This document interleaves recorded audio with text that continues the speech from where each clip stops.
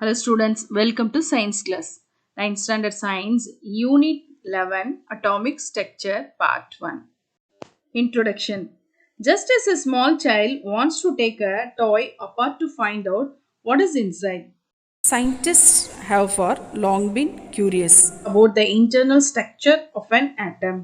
They wanted to find out what are the particles present inside an atom and how are these particles arranged in an atom. For explaining this, many scientists proposed. Various atomic models. சின்ன குழந்தையா இருக்கும்போது பொம்மைலாம் கொடுத்து விளையாடும்போது நீங்கள் வந்து கொஞ்ச நேரம் விளையாண்டு அதுக்குள்ளே என்ன இருக்குது அப்படின்னு தெரிஞ்சுக்கிறதுல ரொம்ப ஆர்வமாக இருந்திருப்பீங்க அப்படி தானே. அதே மாதிரி தான் சயின்டிஸ்ட்லாம் என்ன பண்ணாங்க, அணுவில் வந்து என்னென்ன துகள்கள்லாம் இருக்குது, அது அணுவில் எப்படிலாம் அமைஞ்சிருக்கு அப்படிங்கிறது தெரிஞ்சுக்கிறதுல ரொம்ப ஆர்வமாக இருந்தாங்க. நிறைய சயின்டிஸ்ட் வந்து என்ன பண்ணாங்க, இந்த அணு கொள்கை நிறையா உருவாக்குனாங்க. We have learned Dalton's atomic theory and J.J. Thomson's model in class 8. Now, we will learn about subatomic particles and the other atomic models to explain how these particles are arranged within an atom. Dalton's மற்றும் J Thomson அவரோட அணுக்கொள்கையை வந்து 8th படிச்சிருப்பீங்க. இப்போ 9th வந்து வேறு சில அணுக்கொள்கையை பார்க்கலாம். அதோட மட்டும் இல்லாமல் அணுவினுடைய துகள்கள் அது எவ்வாறு அணுவில் அமைஞ்சிருக்கு அப்படிங்கிறத பற்றி டீட்டெயிலாக பார்க்கலாம். Next topic, discovery of nucleus. In 1911, Lord Rutherford, a scientist from New Zealand, performed his famous experiment of bombarding a Thin gold foil with very small positively charged particles called alpha particles. He selected a gold foil because he wanted as thin layer as possible and gold is the most malleable metal. 1911 New Zealand நாட்டை சேர்ந்த scientist வந்து Lord ரூதர்ஃபோர்ட்ங்கிறவர் ஒரு மெல்லிய தங்க தகட்டின் மீது மிக சிறிய நேர்மின் துகள்களான ஆல்பா கதிர்களை விழ செய்து தன்னுடைய உலக பிரசித்தி பெற்ற தங்க தகடு அணு ஆய்வு சோதனையை நடத்தினாரு. தங்கத்தை வந்து மெல்லிய தகடா மாற்றலாம், அதனால அவர் தங்கத்தை தேர்ந்தெடுத்தாரு. He observed that most of the alpha particles passed straight through the foil. Some alpha particles were slightly deflected from their straight path. Very few alpha particles completely bounced back. இந்த சோதனையின் போது அவர் என்னென்ன கவனிச்சார்னா, பெரும்பாலான ஆல்ஃபா துகள்கள் வந்து தங்க தகட்டுனுள்ள ஊடுருவி straight லைனில் போணுச்சு. சில ஆல்ஃபா துகள்கள் வந்து ஸ்ட்ரெயிட் லைனில் போகாமல் சற்று அப்படி விலகி போணுச்சு. மிக குறைந்த ஆல்ஃபா துகள்கள் வந்த பாதையிலே திருப்பி அனுப்பப்பட்டன.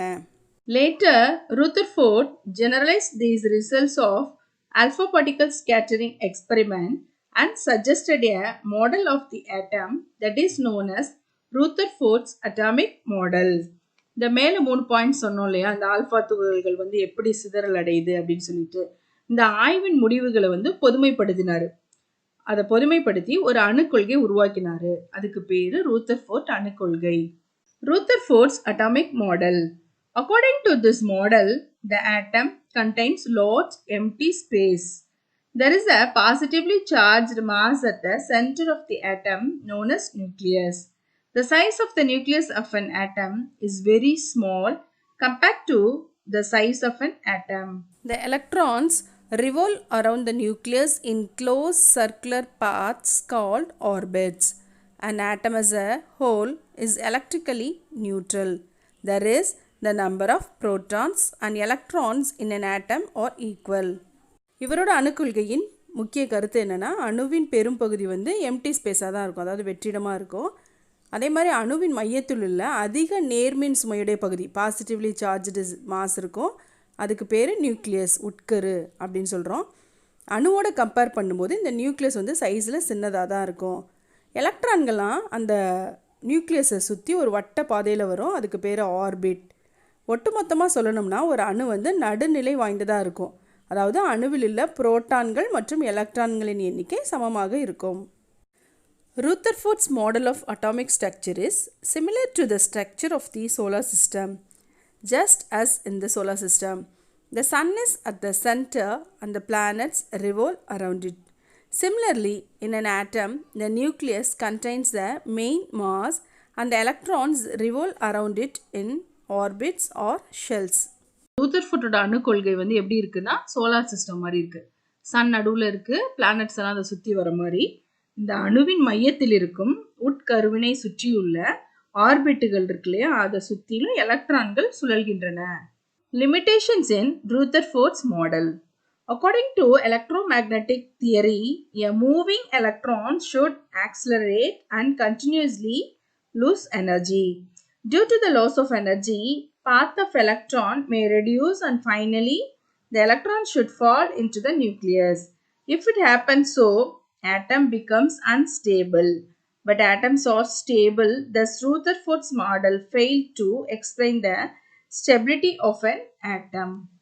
ரூதர்ஃபோர்டோட அணு கொள்கையினோட வரம்புகள், லிமிட்டேஷனாக வரம்புகள், அவரால் எதை நிரூபிக்க முடியல அப்படின்னு சொன்னோம்னா, இப்போ வந்து அணுவினோட மைய கருவை சுற்றி எலக்ட்ரான் சுற்றி வந்துட்டே இருக்கும். அப்படி தொடர்ந்து வந்துட்டே இருக்கும்போது அது வந்து அதோட எனர்ஜி வந்து போயிடும். அப்போ சில நேரத்தில் என்ன ஆயிரும், அந்த கரு மேலேயே அது வந்து அணுவினோட மையத்தில் அது விழுவ நேரிடும். அப்படி விழுவும்போது அணு வந்து என்ன ஆகும், ஸ்டேபிளாக இருக்காது, அன்ஸ்டேபிளாக மாறிடும். அதனால இந்த ரூதர்ஃபோர்ட் கொள்கையில் வந்து ஆட்டமோட ஸ்டெபிலிட்டியை பற்றி சொல்ல முடியல. Next, Bohr's model of an atom. In 1913, Niels Bohr, a Danish physicist, explained the causes of the stability of the atom in a different manner. The main postulates are: in atoms, the electron revolve around the nucleus in stationary circular paths called orbits or shells or energy levels. While revolving around the nucleus in an orbit, an electron neither loses nor gains energy. An electron in a shell can move to a higher or lower energy shell by absorbing or releasing a fixed amount of energy. The orbits or shells are represented by the letters K, L, M, N, or the numbers n is equal to 1, 2, 3, 4. 1913ஆம் ஆண்டு Denmark நாட்டை சார்ந்த Niels Bohr அவர் வந்து ஒரு இயற்பியலாளர். அணுவின் நிலைப்புத்தன்மையை நியாயப்படுத்துவதற்காக ஒரு அணு கொள்கையை உருவாக்கினார். அது என்ன அப்படின்னா, ஒரு அணுவில் எலக்ட்ரான்கள் நிலையான வட்டப்பாதையில் அணுக்கருவை சுற்றி வருகின்றன. ஒரு பாத்தில் தான் அது அப்படியே போயிட்டே இருக்கும். அதுக்கு பேர் என்ன சொன்னார், ஆர்பிட்ஸு இல்லைன்னா ஷெல்ஸு இல்லைன்னா எனர்ஜி லெவல்ஸ் அப்படின்னு சொல்லியிருக்காரு. அது அந்த பாதையில் போகும்போது என்ன ஆகுது, அது வந்து எலக்ட்ரான் வந்து அதோட ஆற்றலை வந்து இழக்கிறதும் இல்லை, ஏற்கிறதும் இல்லை. ஆனால் வந்து அந்த சுற்றுப்பாதையிலேருந்து மேலே ஏறும்போதோ இல்லை கீழே இறங்கும் போதோ எலக்ட்ரானை வந்து ஏற்றுக்கொள்ளும் இல்லைன்னா இழக்கும் அப்படின்னு சொல்லியிருக்காரு. அந்த ஆர்பிட் இல்லைன்னா ஷெல்ஸை வந்து எப்படி ரெப்ரசன்ட் பண்ணியிருக்காருன்னா KLMN அப்படின்னு சொல்லியிருக்காரு. அதோட நம்பர்ஸ் என்னன்னா, கேக்கு 1, எல்னா 2, எம்னா 3, என்னன்னா 4 அப்படின்னு சொல்லி பேர் வச்சிருக்காரு. The orbit closest to the nucleus is the K shell. It has the least amount of energy and the electrons present in it are called K electrons, and so on with the successive shells and their electrons.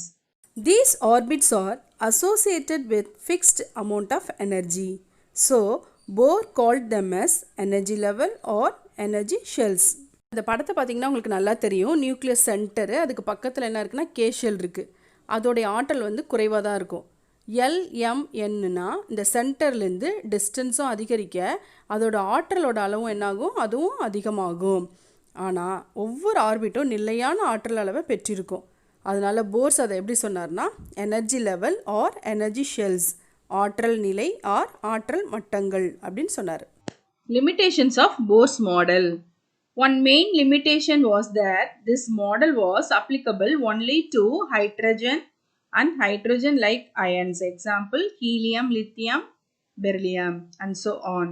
It could not be extended to multi-electron nucleus. போர் அணுக்கொள்கையின் குறைபாடுகள் என்னன்னா, hydrogen மற்றும் hydrogen போல இருக்க மித்த அயனிகள் helium, lithium, பெரிலியம்க்கு மட்டுமே இந்த போரின் அணுக்கொள்கை வந்து பொருந்துச்சு. இந்த அணுக்கொள்கை பல எலக்ட்ரான்கள் உடைய அணுக்களுக்கு விரிவாக்கம் செய்யப்படவில்லை. Okay, my dear children, in this video we saw discovery of nucleus, Bohr's model of an atom. Next video we will see discovery of neutrons, atomic number and mass number. Thank you.